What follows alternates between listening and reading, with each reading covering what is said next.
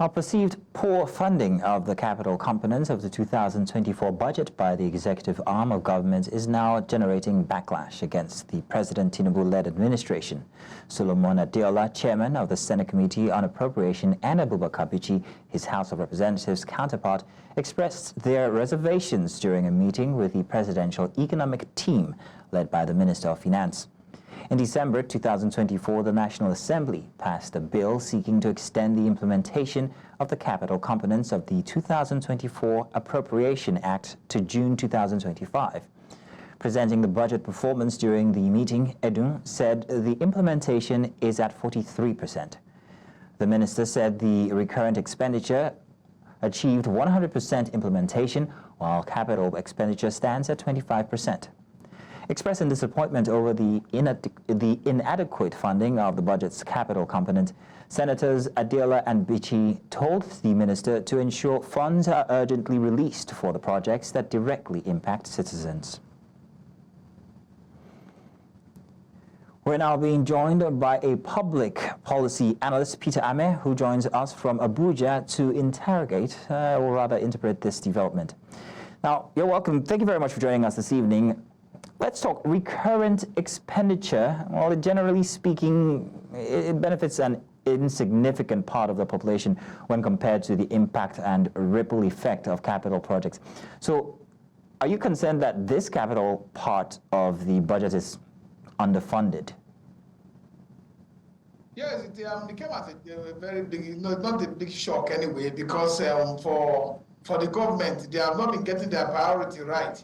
Because if you look at what the government has done, it's just to continue to, politicize issues of development. Because CapEx, the capital expenditure, would have helped, in building infrastructure, creating investment, long-term and short-term, in creating jobs and creating this sustainable infrastructure that would have impact on the life of the, masses on a large scale. So if you have that kind of situation when it's performing, around 25%, then it's not really good for our economy. So government must have a proper priority, so that they will have a line item in the budget that will be able to, represent interest that will, cover the general populace. Because if you have a capital expenditure that is not involved in creating infrastructure development that will have positive, sufficient impact on the life of our people, then we will continue to drive our people into poverty. We already have a poverty problem when we have, over 59% of our, 56% of our people living below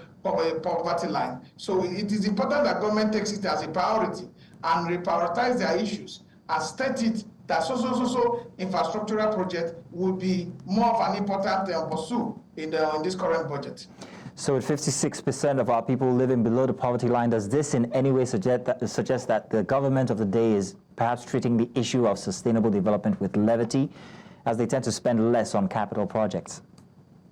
Of course, that's what it shows. It shows that, people talk that the president is taking tough decisions. If you look at the problem we got into in the first place, that drove from transportation cost to over 300%, is as a result of very unplanned, lack of non-well-planned policy implementation of the president, especially when it comes to the removal of fuel subsidy that was abruptly removed without any proper structure. And so when you have that kind of challenge, and government is not looking for a way to mitigate the kind of the pain the people are going through by making sure that they have enough healthcare facility, that there are good roads that lead to communities where there's production, where people can go to farm and create, even invest some of the capital, invest in equipment that will help guard the life of our people. Because if you don't do all this, then the government will continue to say one thing with a lot of motion and without movement. And the more they talk, the less the action, and the more the poverty,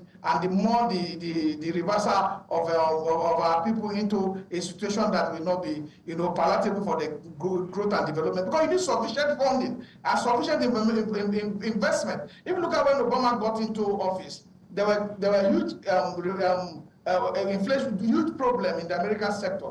Money was given to to start massive construction of roads, to put things, infrastructure into place that will make that kind of situation that the country masses are facing to be reduced. Because you can't have a country where all you try to do is selected few people and you have line items where you are paying 4 billion naira for helipad and jetties in Lagos. You have 9.4 billion in this current budget for travel and tips for the president and the vice president. You also have a situation whereby they are renovating the some quarters of the presidential villa with about 5.5 billion. So these expenditures are not going to be able to help to affect the life of the general public. So we need to have an item line, a budget system that will represent the true position of the country.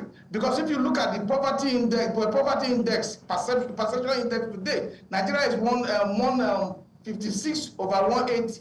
If you look at the corruption perceptual index, Nigeria is 161 over 189. So the statistics in the public domain is not good for our people. So if we want to make sure that it works, like government must look at infrastructural projects and projects that we have direct line benefit in the lives of our people that are already in a very tight corner at the moment. So Peter, are you anticipating any change on this expenditure trend in the nearest future? I think it's good for government to know that it's necessary that government, take proactive measures in the best interest of our people, in the best interest of our economy, and in the best interest of the society that we are trying to build, to be able to have a sustainable development that will have positive impact on the life of the people that owns the government. Because when we say government, you are there holding forth for the electorate, for the citizens of the country. So you know that whatever you do must be a direct reflection that will have positive impact of their lives. So government must take that into cognizance. And if government is not doing that, and we continue to be optimistic without concrete plan put forward by government to see that capital expenditure become a priority, then we will just be optimistic in a vacuum. So, but what we are saying is that government must see the importance of these things and then look at cost-cutting measures to try to make sure that the cost of governance that is eating so deep into